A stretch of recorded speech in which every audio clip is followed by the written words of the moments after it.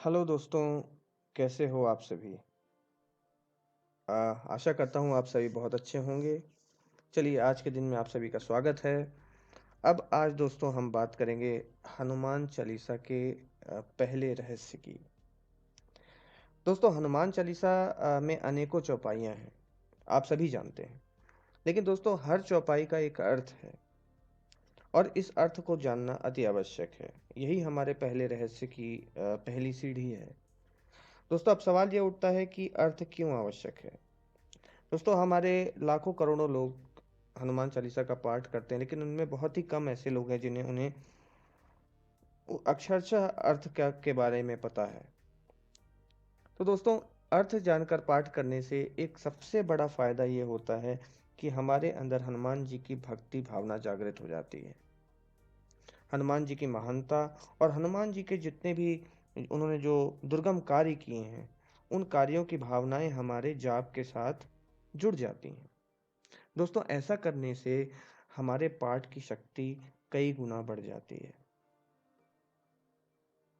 दोस्तों मैं आप सभी को इसलिए इस बात का हमें बहुत ज़्यादा ज़रूरी है कि हनुमान चालीसा को हमें जब भी हम उसे पढ़ें तो यह ज़रूरी नहीं कि उसके हर एक लाइन का अर्थ हमें उसी समय ध्यान रहे, लेकिन जब भी हमें उसके अर्थ का ध्यान आए उसे हमें उसके अर्थ को फील करके उस पाठ को करना है। यह एक बहुत ही साधारण लेकिन बहुत ही कारगर अ, एक उपाय है दोस्तों।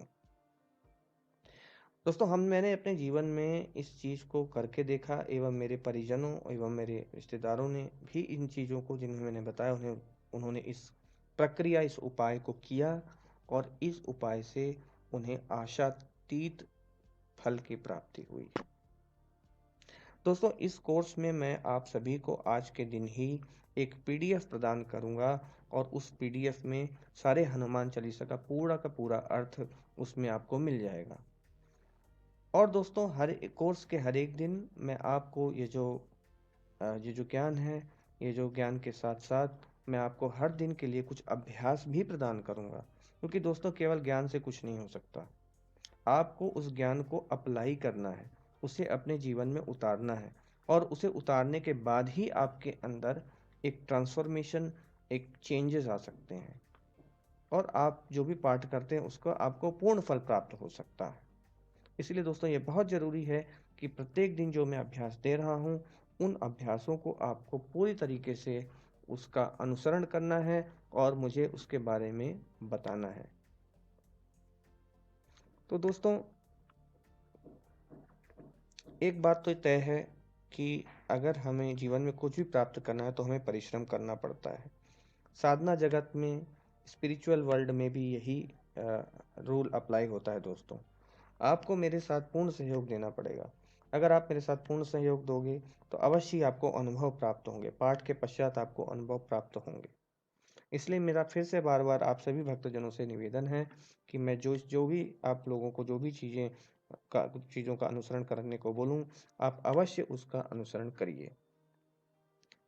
तो दोस्तों हम आगे बढ़ते हैं।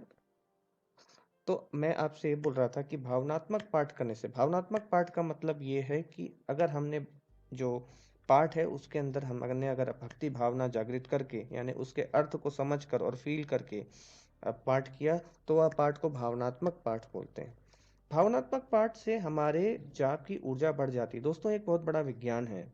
किसी भी कार्य को करके अगर हम उसके अंदर इमोशंस को डालते हैं तो वह कार्य बहुत तेजी से हमारे लिए फलीभूत होता है। यही बात हमारी लागू होती है हमारे पाठ और दैनिक पूजा कर्म में। दोस्तों भावनात्मक पाठ करने से हमारी जितनी भी सात्विक प्रार्थनाएं हैं वह प्रार्थनाएं पूर्ण होने की गुंजाइश बहुत ज़्यादा बढ़ जाती है। दोस्तों यह एक प्रामाणिक चीज़ है, ये बहुत लोगों ने आजमाया है और मेरा पूरा विश्वास है कि ऐसा करने से आपको आपके पाठ का फल अवश्य मिलेगा। दोस्तों समय बचाने के लिए तो सभी बहुत लोग पाठ करते हैं। ज़्यादातर लोग समय बचाने के लिए पाठ जल्दी-जल्दी कर लेते हैं, लेकिन उसका फल उन्हें पूर्णतः नहीं मिलता। मैं ये नहीं बोलता कि जल्दी-जल्दी पढ़ने से उसका लाभ नहीं होता। कलयुग में अगर आप भगवान का नाम लोगे तो लाभ अवश्य प्राप्त होंगे।